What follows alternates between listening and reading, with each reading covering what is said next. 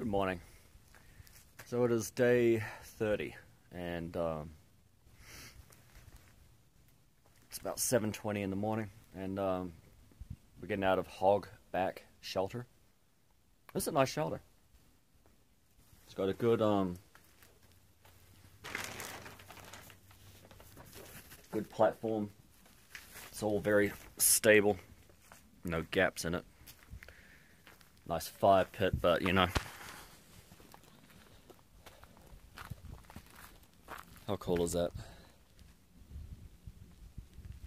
They've been clearing some trees here, but you know, they've taken time to section them out and split it. So that was very nice. Had my first fire yesterday with Groot. Groot pushed on. I don't know how far he got. He only had about an hour and a half of daylight, so depending on how the track is today, I got a little bit of an incline going up. Well, it's up and down a bit, but it's about 2,000 feet. But after that, it looks like it's fairly easy downhill. I'm gonna try and do 20 miles today. If not, there's some sort of a campsite, I think about 4 miles short, 3 to 4 miles short. So we'll see. It all depends on the track, how it's graded, and all that other good stuff. So without further ado, I'll leave you from Hogback shelter, and I'll see you on the trail. Boy, I wish more of the trail was that easy. We're coming down to Sam's Gap by the sounds of things, but a solid soil trail, not muddy, not rocky, not tree rooted out. You can really get up some speed.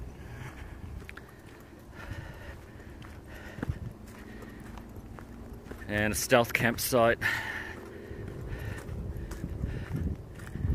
That's not a bad one.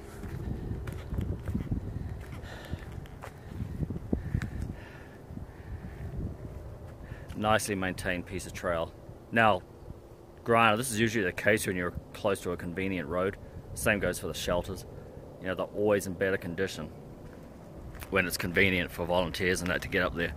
It's the ones that are 20, 30 miles in that really need some love, or to be torn down and replaced. Something else I was going to tell you. Oh yeah, Hogback shelter for AT&T users. There's signal there.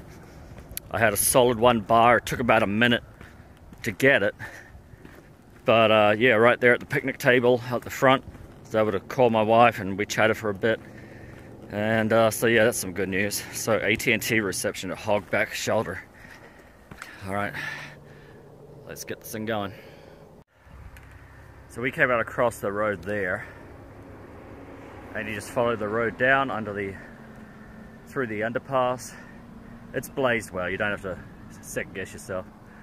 And you just come up the trail and it starts switchbacking up. It looks like they've been doing some work here too. There's freshly laid straw and some other wood chips down, so good stuff so far. That's how the trail's looking on the north side of the road.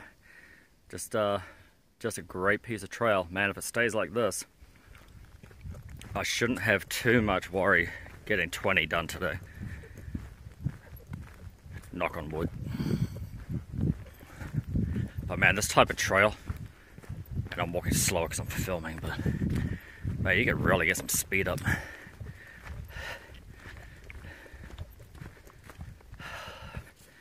Nice.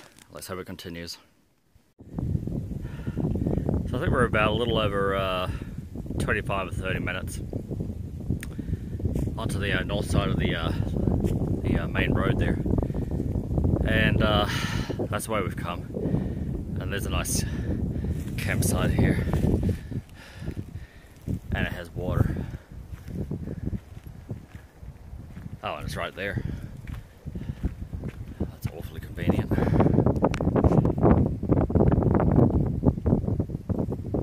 Nice.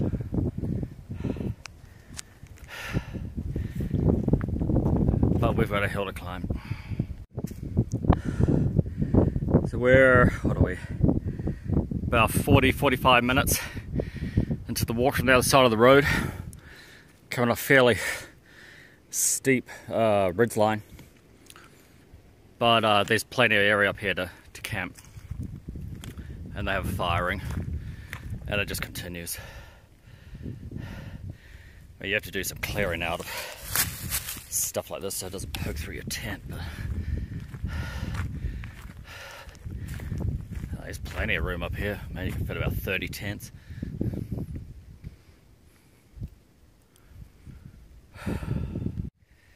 This is about an hour 20 into the climb. That's usable. That's so it's about 3 to 4 inches deep there. That's definitely scoopable water. Just come through a little boulder field. I mean, this climb is consistent, but you know, for the most part, the gradient's moderate. I wouldn't say it's easy, but it's moderate. Yeah, Kiwi's been leaning on his poles a couple of times, taking a little break, give his calves a bit of a breather. But we shall continue. All that is an alternate blue blaze.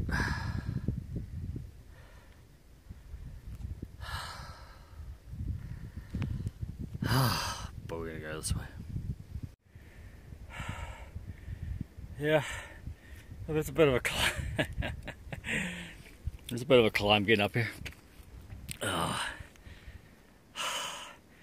Very bouldery. A lot of ice melt, which is always a drag. Oi! I think I'm about another 200 or so feet from the top, so we'll get back to it. Whew. Oh yeah.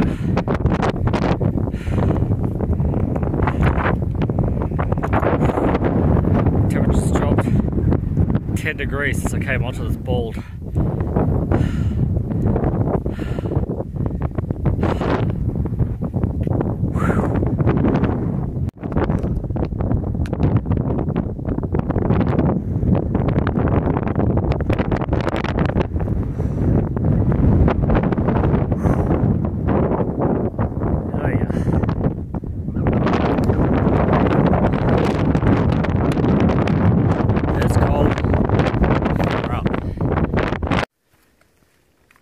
Oh yeah, good times. That's a nice new sign too. It's an actual symbol for shelter. I'm gonna pop down here and have a look and show you guys around. I might even have a snack. Oh, here we are. Man, the wind's blowing right into this thing, I'll tell you. Beer cables.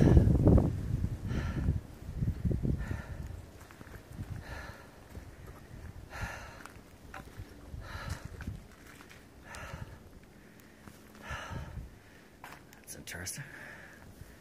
Double layered. Whew.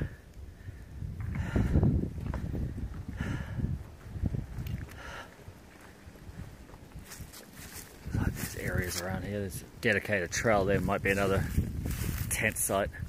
Well, this is Bald Mountain Shelter. It's certainly unique.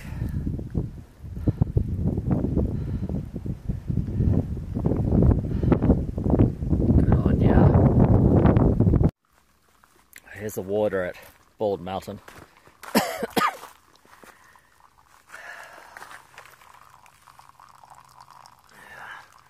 It's about what it was up at, what was it, Spring Mountain. Except this one's a hell of a lot more convenient. I mean, it's doable. It's doable, but yeah, not super great. Alright, well, I've got another 10 miles to go. I'm going to do a 20-mile day today. Made it here in 5.5. Take time out for videoing and photography. And a privy break. So the next 10 is mostly downhill. Should be able to get there by 5. It's really cold though. Temperature's really dropped. That wind's freezing.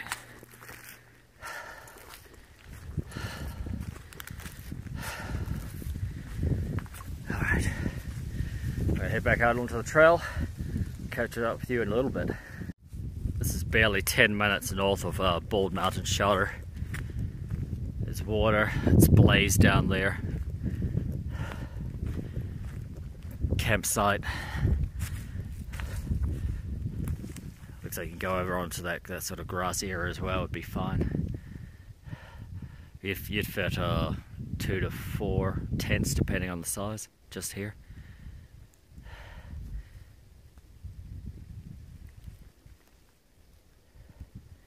Of course, if you're in a hammock, you're sweet anyway. So, but yeah, this is just up the road from Bald Mountain.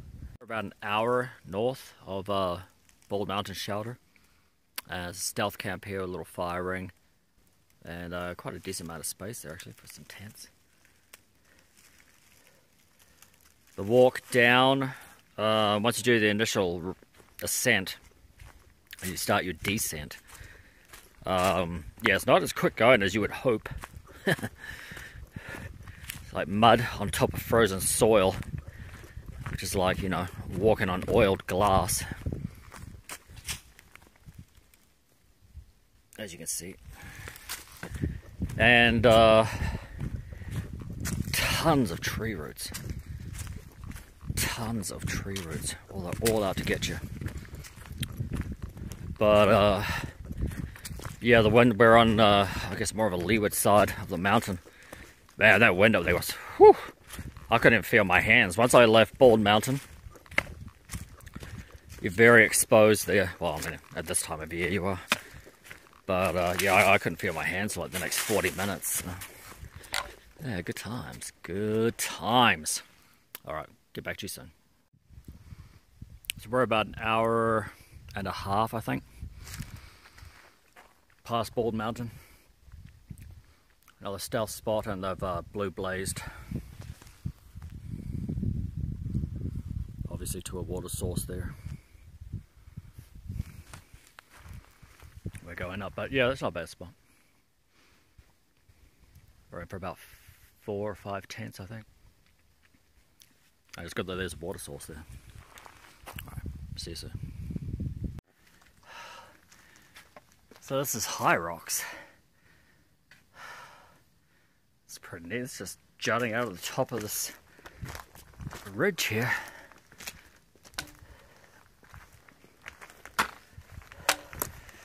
There's a sign back there saying there's a water source. Someone's used that as a fireplace. There's a water source around the other side, but I don't really feel like walking up another hill just to come back around this hill.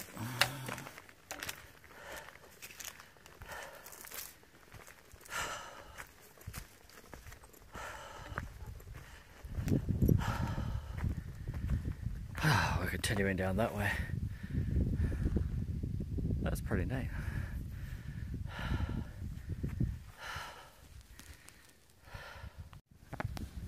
After coming down the trail from was it Big Rocks? It's you know, it's a little rocky. Obviously, coming down is a bit of a steep descent. It's stepped, and there's more of that black Oreo mud that Kiwi is so fond of. But from now on, it should be sort of like a meandering, mostly downhill experience to, what was it, no business big knob, or no business knob, yeah. So, this I'm happy about, because I'm tired of slipping over today, about 4 times, so talk to you soon. That's coming down the hill, what are we about? 10 minutes from the stream at 2 footbridges, and that is not a stream. I haven't come across any usable water since Bald Mountain Shelter, and let's see here, that is over 2.5 hours ago. But here's a stealth campsite, plenty of room here for tents.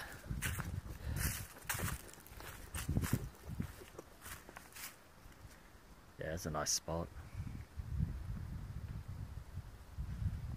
Yeah, water has been very scarce. I mean, it's seeping out of the hill like crazy, creating lots of Oreo colored mud that Kiwi's slipping and sliding on, but yeah, no usable water north of Bald Mountain Shelter. Now, unless at that one stealth campsite where they had a blue blazed water source off to the west, but you know, I didn't go down and have a look at that. I had to press on, but yeah, there's been nothing else, so we shall see. There's sure, I think it's about 4 or 5 supposedly coming up, so I will keep you up to date. And no sooner have I said that there's no water anywhere, it's here. This is about 2 or 3 minutes past that stealth campsite, and I think we're pretty close to US 19.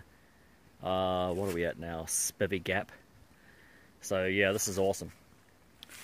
So if you can go without water from Bald Mountain, this is where it's at. Alright, I'm going to get my water here and fully load up. And this is what's on the north side of Spivvy Gap. You basically follow this all the way up. And again, a totally easy place to get water.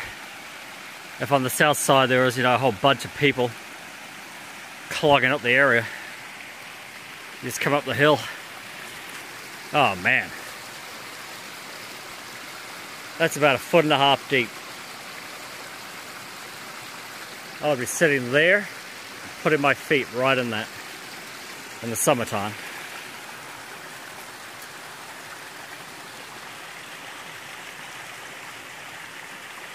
Awesome. Yeah, so between Bald Mountain, man, Spivvy Gap, I wouldn't even be bothering getting water. You'd just be there filtering mud. Just suck it up and get down to Spivvy Gap and you'll be right.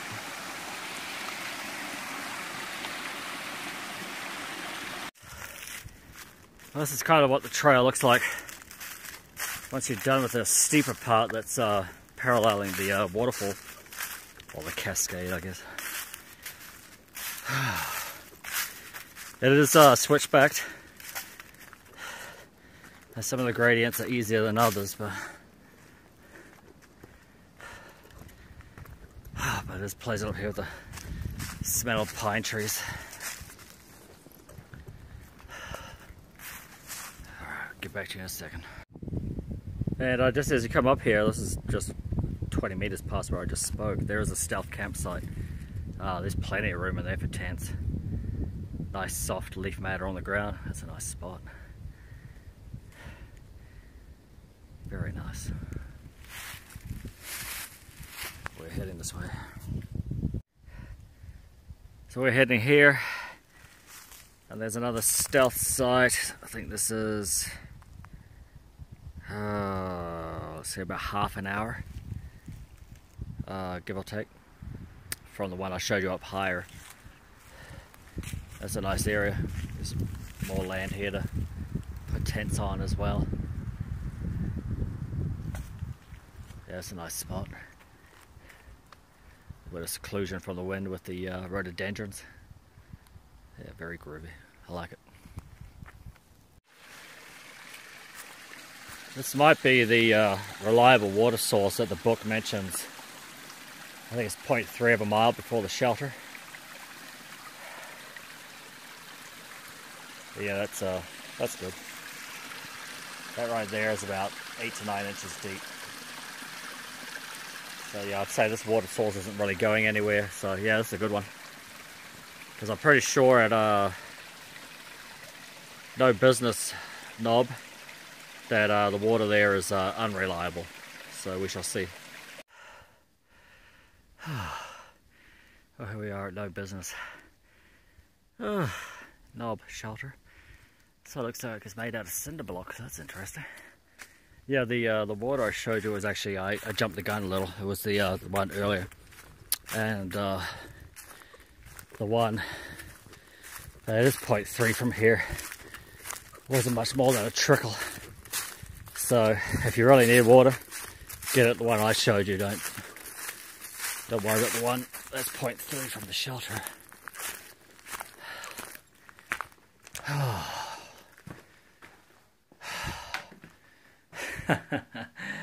Hiker graffiti board. So I guess it's a whiteboard.